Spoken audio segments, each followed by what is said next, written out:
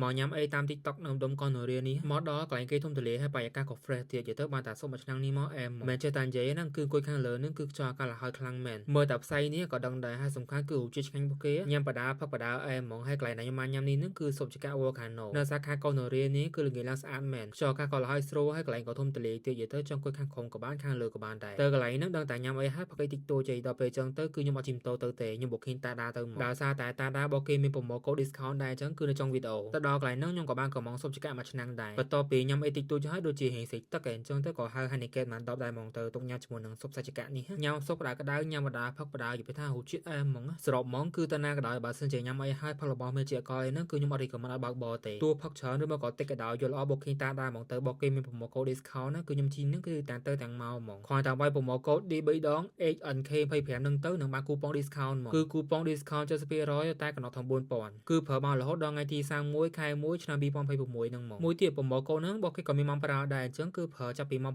6យប់ដល់ម៉ោង1ភ្លឺសម្រាប់ប្រម៉ូកូហ្នឹងគឺប្រើបានទាំងតុកតុកទាំងតាក់ស៊ីចុងក្រោយគេនេះវិញពីតាដាហ្មង if you drink don't drive if you drink call តាដា